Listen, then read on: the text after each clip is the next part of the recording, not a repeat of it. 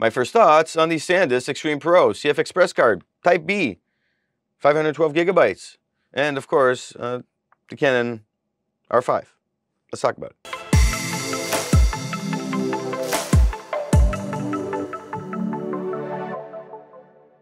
Welcome back to another video. My name is Nikos. I'm excited to be here as I've crossed the 1,000 threshold mark for subscribers. I am officially a YouTuber, and at that, I'm going to continue to push videos out to help everybody along on their journey. Now, people have been asking me, oh, you're getting into cameras now? You're going to be talking about cameras? And it's like, yes, but I'm not going to be talking about cameras in terms of, how do I say this? A reviewer and which camera is the best. It's more in lines to walk through the process of picking the right camera for everybody that's out there that's trying to get in the camera world, for one. Two, if you're in business and you're trying to think, hey, what should I be buying? What should I be doing? Like, you know, these SD cards, for instance.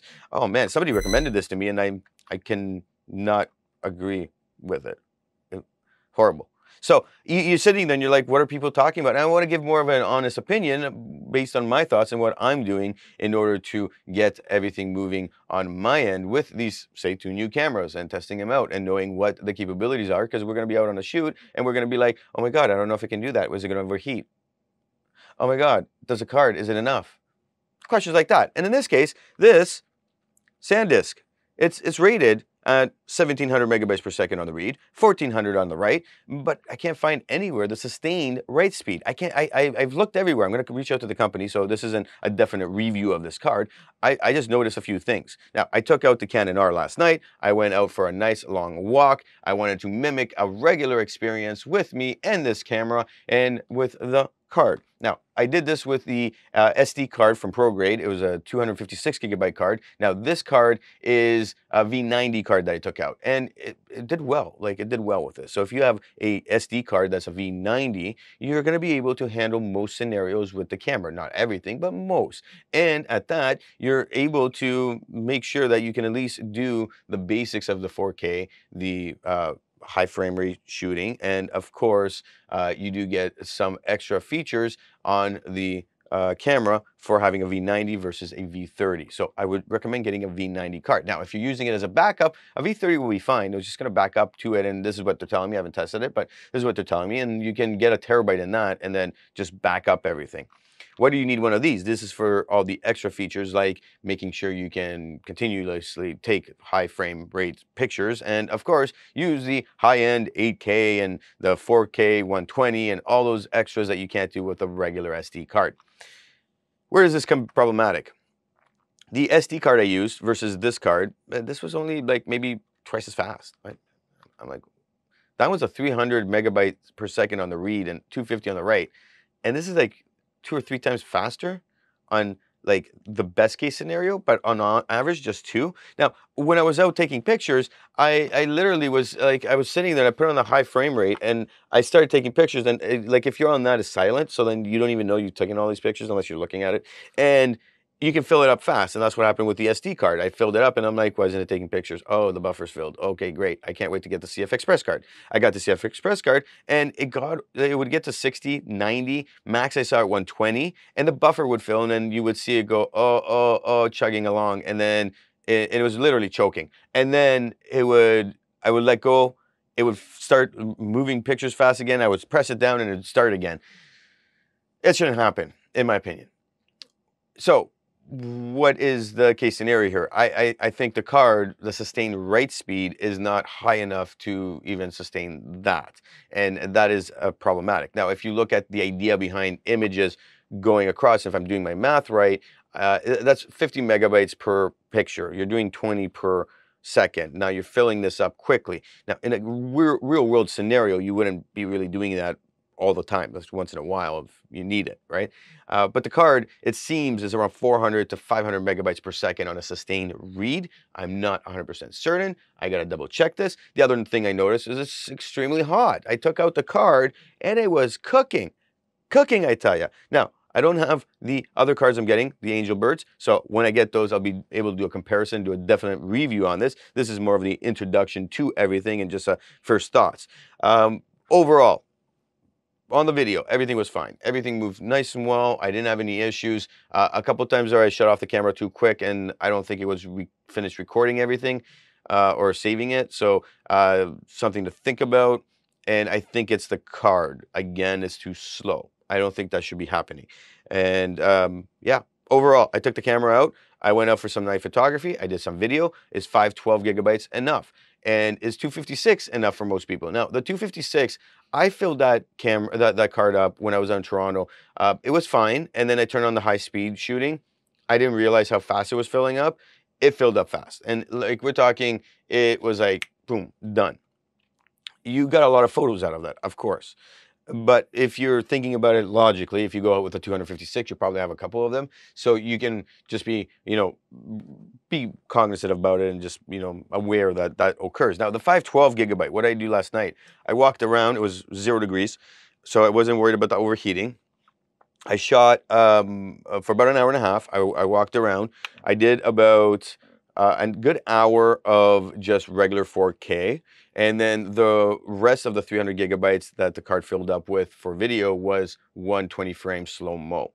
And then I did fill up about 100 gigabytes in photos. Again, high frame rate. Now, the thought on the battery is that it lasted just enough for all of that, about 400 gigabytes of data recorded. Overall, I'm happy with it. I wish the battery would have lasted a little bit longer, but expected on what I was doing. And 512, is that enough then? Well, no. Like if I'm out for a day, there's no way 512 is enough. In fact, I think I probably need like 3 of these cards. If I have my computer around and I can offload everything, then you don't. That's fine. But on a day, and doing all that, 512 is definitely not enough, so you'll need a couple of them.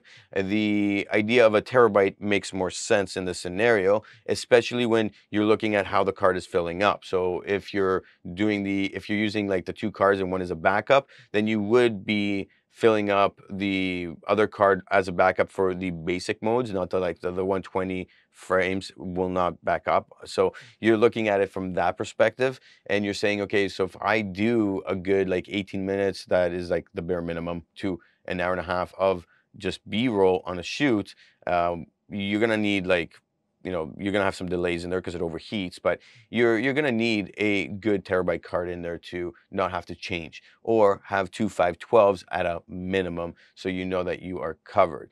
Why do I say 3? Because if you're out for a good 5-6 hours, you're gonna probably switch through 2 and then have that spare to throw in there and be able to do the rest of the work. The Angelbird cards that are coming in, they're 1 terabyte. Now, the idea on those is that they're 1700 on the read, 1400 on the write, and they're 1000 sustained write speed. That means that I shouldn't have any real big issues. The buffer should fill up and maintain within that zone based on my calculations, and I shouldn't have any issues on doing the high-speed photos or doing any video or anything with the Canon EOS R5.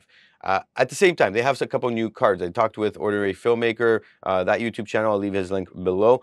He goes on and explains the new cards that they came out with. They have a new photo card and a new video card specific for individuals that are just focused on one or the other. And the photo will go up to 1400 megabytes per second on a sustained write, which puts you within that line of what you need 100% covered. I'm thinking the 1000 will cover me with what I got. However, it is a small card on that, and it's basically you're sitting there going, all right, I might as well just look at that scenario. If I do need a photo scenario, then that might be a good card to have. But the gigabytes is not enough. I think it's like 160 gigabytes or something. Totally not enough.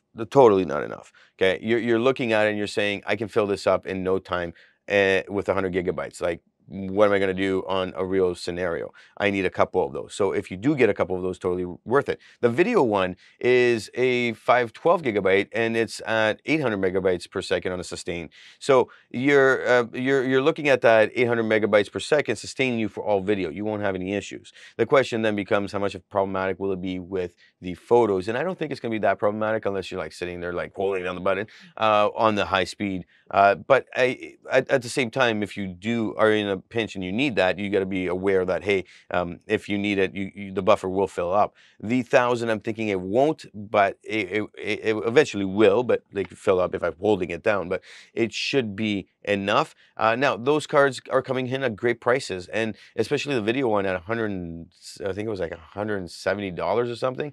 Are you kidding me? like when I converted over to Canadian, I could get 3 cards for the deal I got, 4 for the regular price of 1,000 for the terabyte one that I got. So the question then becomes: is it better to have 2 512s, 3 512s, or just have 1 terabyte? Now I ended up getting again 2 terabytes because I need to have that flexibility to switch cards, and I need that backup in case something happens. I can't just sit there and be like with 1 card. Like, it's insane to me that people walk around with 1 card.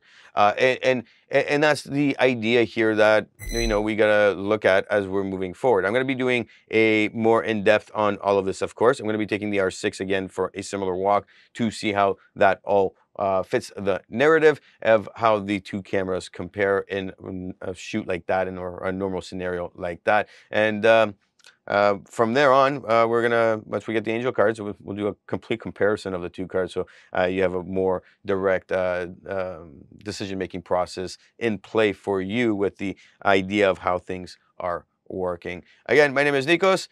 Check out these 2 videos and hit that subscribe.